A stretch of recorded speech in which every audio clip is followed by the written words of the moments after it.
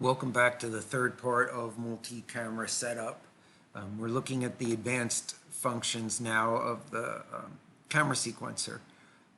In all ways, the camera sequencer is like a nonlinear editor in that I can rearrange the order of my shot. So I can just simply drag one shot and have it start. And now my shots are in a different order.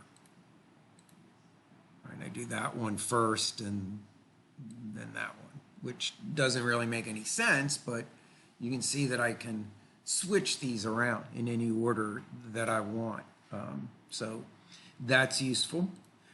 I should say the other useful function of this is I can rearrange these not along one track, but along multiple tracks. So if I right-click on this empty track here, I can insert a new track. Or I can just simply click and drag down, but that doesn't seem to be working. So I'll insert a track. And doesn't matter which order I go, but I can manipulate these. There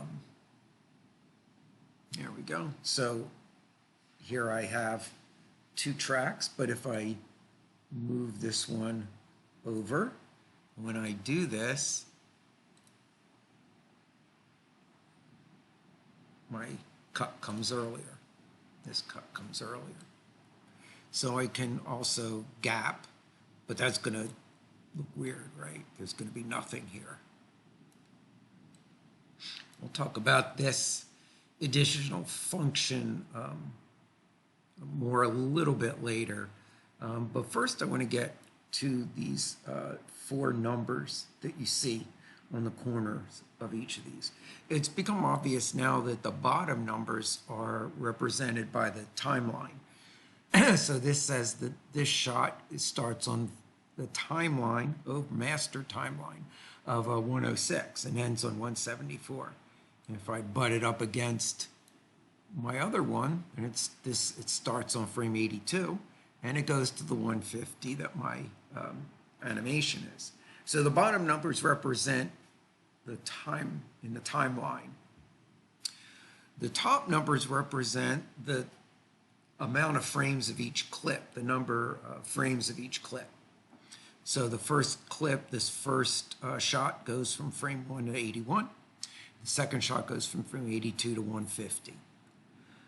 So what's great about this is I can trim this shot. Let's say I want to end earlier. I want to make this shot end earlier. Maybe I want to make it end, I don't know, frame 48 here. So I can click on it, and you'll notice that I mouse over the top numbers. I get the little trim tool. So I'm just going to click with the left mouse button and drag to 48. So now I can trim this larger, just like I can trim off, I can extend. So I'm going to extend the beginning of this shot to frame 49. Okay. So now when we play this back, I don't have to be, by the way, in two different tracks. I can drag and, whoops, I made an extra track by accident. I can just make them back on one track, or I can be on two tracks. It really depends on how you like working here. I'm going to delete this track I made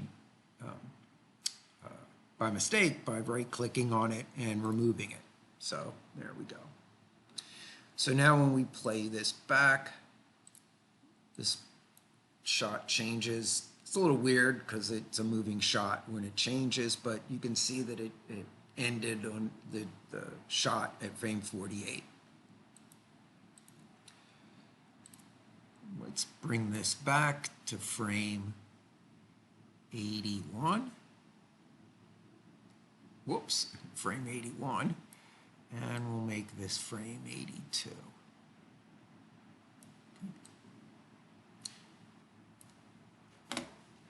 So let's say I want to make this shot last for 50% shorter time. So it's the same number of frames, the same 81 frames, but I want it to be half the amount of time. So I want to essentially double its speed, right? So for that, it's the bottom numbers. So if I click on the bottom down here, you'll notice that I have little arrows that point in either direction. And I can go from the beginning towards the end, or I could go the other way. Just really doesn't matter here, but as I want to start on frame 1, I'll make it shorter going towards frame 1. And I'm just going to grab, click onto the bottom number here, and I'm just going to drag this back, and I'm going to go to about frame 50.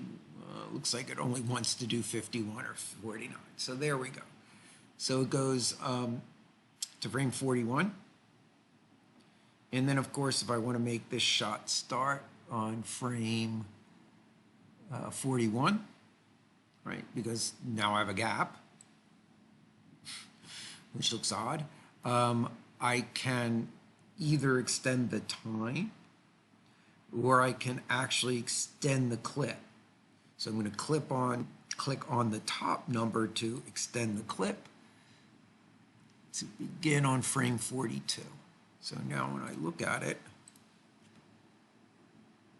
that shot, it's hard to see with all this in the way, but you'll notice it's much faster, and I have my cut in some weird place because it actually increased the scene. So I didn't want to actually do that.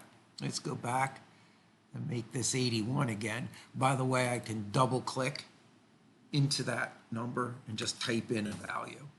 What I wanted to do was just drag this clip to frame 42, because I didn't want to change the timing of it. I didn't want to start this clip at the camera position of frame 41 because it doubled my entry. So now let's watch it.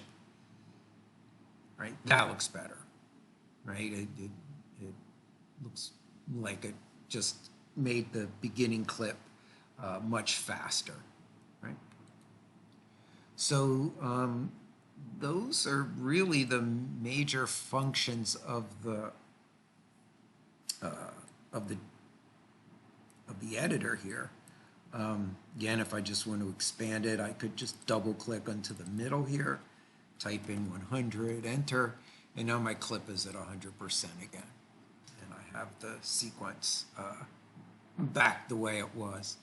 So those are the most major things I use more than anything in the tracks editor. Just remember, there are a lot of other functions of the camera sequencer that go beyond just laying out these tracks. Let's remove that one too.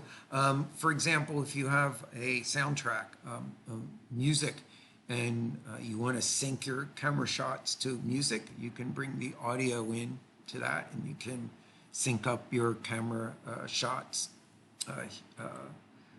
to the audio. So you can in all ways use this kind of as a nonlinear editor for camera shots in Maya. So that's a look into multi-camera setup and the camera sequencer.